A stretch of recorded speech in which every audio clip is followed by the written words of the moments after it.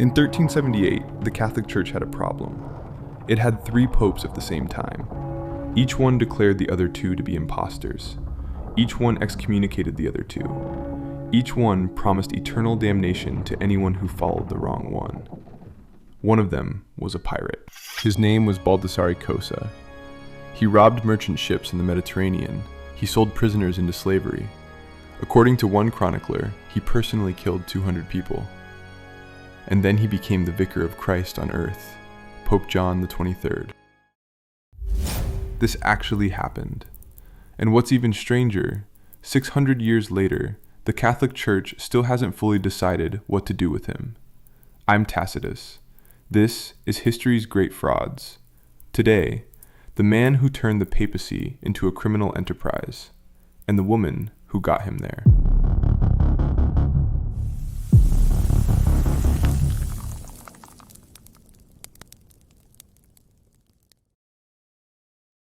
Baldassarre Cossa was born around 1370 on the island of Procida, near Naples. His exact birth year is disputed. Sources range from 1360 to 1370. He came from a minor noble family. Minor, but with a long tradition. The Cossas were pirates. His brothers were pirates. His uncles were pirates. 2 of his brothers were eventually captured and executed by the King of Naples for piracy. Young Baldassarre joined the family business early. He sailed with his brothers. He learned the trade, how to board a ship, how to interrogate a captain, how to sell human cargo in North African markets. By his 20s, he was an experienced pirate captain. And then something unusual happened. He decided to get an education. Around 1389, Cossa enrolled at the University of Bologna. He studied law, both civil and canon. He was, by all accounts, a brilliant student. He earned his doctorate in canon law. Think about that for a moment. A man who, weeks earlier, had been cutting throats on the open sea was now studying the legal foundations of Christian civilization. And he was good at it. Here's a quote from his contemporary, Dietrich von Nieheim, a German clergyman who personally knew Cossa. He was bold, restless, of a depraved mind, but extremely cunning, vigorous in deed and word, and skilled in legal matters. A perfect description of a man who would, eventually, sit on the throne of St. Peter. A note: von Nieheim later became one of Cossa's most savage critics. Much of what we know about Cossa's vices comes from his pen. Whether he was a reliable witness or a propagandist for the Council of Constance, that's a question we'll return to. In 1392, Cossa entered the service of Pope Boniface IX in Rome. Why did the Church accept a former pirate? Simple. The Church needed money. The Church needed soldiers. The Church needed people who weren't afraid to get their hands dirty. Cossa was all 3. He rose fast, astonishingly fast. He became Archdeacon of Bologna, then a papal chamberlain. In 1402, after only 10 years in the Church, Pope Boniface made him a cardinal. According to Dietrich von Nieheim, Cossa allegedly paid 10,000 florins for the position. According to other sources, he simply earned it through service. The truth is probably somewhere in between. By this point, simony, the buying and selling of church offices, was so widespread that the line between payment and gift had become meaningless. As Cardinal of Bologna, Cossa was sent to govern the Papal States in the north of Italy. And here we see the real Cossa. He levied brutal taxes. He sold every church office he could find. He sold indulgences. He sold dispensations. He sold annulments. According to von Nieheim, he sold the right to commit sins. Future sins. In advance. Important caveat. These specific accusations come almost entirely from sources hostile to Cossa, especially from the era after his deposition.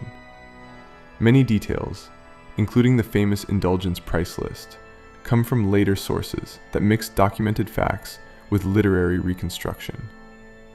Even edited down to its verifiable core, the picture is extraordinary. Now we have to pause, because to understand what happens next, you have to understand the Great Schism. In 1378, the Church split. There was a pope in Rome and a pope in Avignon, each claiming to be the only true successor of St. Peter. Each excommunicated the other. Each had cardinals, armies, and kingdoms backing them. For 30 years, Europe lived with two popes.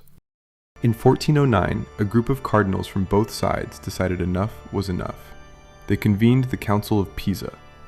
They declared both popes, the Roman and the Avignon, to be deposed, and they elected a new one, Alexander V. The problem? Neither of the other two popes recognized the Council of Pisa. They didn't go anywhere. Now there were three popes. 3. Alexander V was a Greek-born theologian, originally named Petros Philargus. By all accounts, he was a learned and gentle man. He was also, by 1410, an old man. He died less than a year after his election.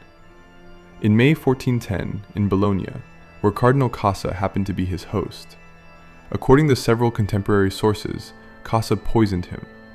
We have no proof, we have no autopsy, we have only suspicions, and Cossa's spectacular benefit from the death. The conclave to elect Alexander's successor was held in Bologna, Cossa's own city, under his control. On May 17, 1410, the cardinals elected Baldassarre Cossa. He took the name John the 23rd. A pirate had become pope. And what kind of pope was he? Let's be precise. Let's separate the documented facts from the rumors. Documented. He sold offices on a massive scale. He levied heavy taxes on the Papal States. He waged war against King Ladislas of Naples. He summoned the Council of Constance under pressure from Emperor Sigismund. Alleged by hostile sources that he kept concubines openly, that he committed sodomy, that he poisoned rivals, that he was an atheist who mocked the sacraments. The truth is, even by the standards of his own era, his contemporaries considered him scandalous. But the most lurid accusations only appeared after his deposition, when the victors were writing the history. Here's something that is documented. In 1411, Pope John the 23rd declared a crusade. Against whom? Against another Christian king, Ladislas of Naples, who supported the rival Roman pope. To finance this crusade, Cossa expanded the sale of indulgences.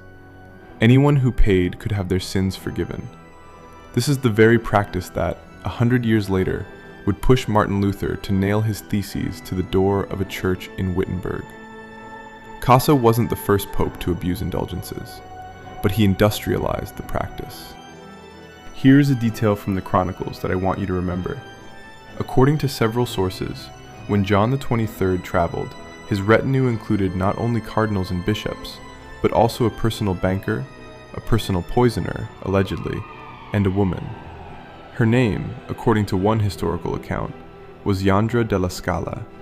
According to other sources, she is unnamed, but mentioned as the cardinal's mistress, who followed him from Bologna to Rome and to the papal court itself. Pause. I want to be careful here, because the temptation is enormous. The temptation is to turn this into a romance novel, a dashing pirate pope and his beautiful mistress. But this isn't a romance. This is the story of how an institution that claimed moral authority over all of Europe was, at its highest level, being run by people who were ordinary criminals, with ordinary criminal relationships. That's not romantic. That's terrifying. In 1414, under enormous pressure from Holy Roman Emperor Sigismund, Pope John the 23rd agreed to convene a great council. Its purpose? To finally end the schism, to unify the Church. The council was held in the city of Constance in modern Germany. It opened on November 16, 1414. Cossa arrived earlier, on October 28. He came with his retinue. He came expecting to dictate terms. He came expecting to remain pope. He was wrong. The Council of Constance was the largest gathering of churchmen in the Middle Ages. Hundreds of bishops, thousands of theologians, clerics, and observers. Emperor Sigismund himself presided over the political side. and from the very first sessions it became clear this council had no intention of preserving John the 23rd as pope. It intended to depose all three popes and to elect a single new one. Cossa understood this faster than anyone, and he did what any pirate would do. He tried to escape. On the night of March 20th, 1415, dressed as a stable groom, Pope John the 23rd fled Constance on horseback. It didn't work. Emperor Sigismund declared Frederick of Austria an outlaw. The Duke was forced to surrender the Pope. Cossa was captured, brought back to Constance, put on trial. The official charges against him numbered 70. The council, fearing the scale of the scandal, formally pursued only the ones it could put in writing. Even those included the suspected killing of his predecessor Alexander V, poisoning, the sale of church offices, crimes against church law and natural law, adultery, and heresy. Edward Gibbon, the great English historian, famously wrote that the most extreme charges were set aside, and that the Vicar of Christ stood accused, in the remaining counts, of piracy, unlawful killing, and conduct so offensive to the Church that the investigators chose not to name it in the record. That line, written 4 centuries after the trial, has defined how history remembers Cossa ever since. It's elegant, it's precise, and it's probably still an understatement. But even the charges they were willing to write down were more than enough. On May 29, 1415, the Council of Constance formally deposed him. He was no longer Pope John the 23rd. He was simply Baldassarre Cossa again, stripped of all titles, stripped of the papal ring, stripped of the tiara. He was imprisoned in the fortress of Gottlieben, then transferred to Mannheim. For 3.5 years, the former pope lived as a prisoner of the Elector Palatine, Ludwig III, a long-standing personal enemy. He was held in isolation. The only person who managed to reach him was a woman, who bribed the guards. Here the story takes an unexpected turn. The kind of turn that, if you read it in a novel, you would say, too convenient, too theatrical. In 1418, the Council of Constance had succeeded. It had elected a new and undisputed pope, Martin V. The schism was over. The Church was unified. And in 1419, Martin V did something no one expected. He freed Baldassarre Cossa. He paid the ransom himself, and he summoned the former pirate, former pope, former prisoner to Florence. Why? Why would the new pope free his disgraced predecessor? The cynical answer? Because Cossa, even disgraced, still had powerful friends. The Medici family of Florence, yes, those Medici, had been Cossa's personal bankers when he was pope. They had grown rich on his patronage, and they wanted him released. The political answer? By humiliating Cossa with kindness, Martin V demonstrated his own absolute authority. The pirate pope was no longer a threat. He was a relic, a trophy. The personal answer? We don't know. We never will. And then, on December 22nd, 1419, Baldassarre Cossa died in Florence. He had been a free man for only a few months. The Medici buried him with extraordinary honors. They commissioned a tomb. Not just any tomb. They commissioned the sculptor Donatello. Yes, that Donatello. And the architect Michelozzo. They placed the tomb inside the baptistry of Florence, one of the most sacred buildings in all Christendom. The inscription on the tomb reads, Ioannis quondam Papa the 23rd, John, the former Pope, the 23rd.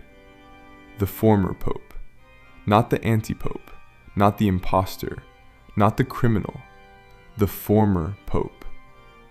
When Pope Martin V visited Florence and saw this inscription, he was furious. He demanded it be changed. The Medici politely refused. The inscription remains to this day. And here's the twist, the strangest, most uncomfortable twist of all. In 1958, more than 5 centuries after Cossa's death, the Catholic Church elected a new pope. His name was Angelo Roncalli. He was a kind, jovial man. He would convene the Second Vatican Council. He would modernize the Church. He would be loved. And when he chose his papal name, he chose John the 23rd. The same name, the same number, as if the first John the 23rd had never existed, as if the pirate pope had been quietly erased from the official list. Officially, the Catholic Church considers Baldassarre Cossa an anti-pope, a false pope, not part of the true succession. That's why Roncalli could take the name John the 23rd in 1958 without conflict. But here's the thing. At the time Cossa was elected, in 1410, he was considered the legitimate pope by most of Europe, including the council that elected him, including the cardinals who voted, including the very Council of Constance that eventually deposed him, which had to be convened, legally, by him in order to be valid. If he wasn't a real pope, the council that deposed him wasn't a real council. If he was a real pope, the Church has been pretending otherwise for 600 years. The institution didn't resolve the problem. It simply decided to stop counting. The most dangerous institutions are not the ones that produce monsters. Every institution produces monsters eventually. The most dangerous ones are the ones that find a use for them afterward, that give them armies, that give them titles, that bury them in sacred buildings and then pretend they were never there. Next time, one man reshaped the entire financial world. He came from nowhere, a gambler, a duelist, a fugitive, and somehow the most trusted banker in Europe. Kings believed him. Emperors followed him. He built a system so elegant, so seductive, that an entire civilization handed him everything it had. And then, the money disappeared. All of it. Every coin, every note, every promise.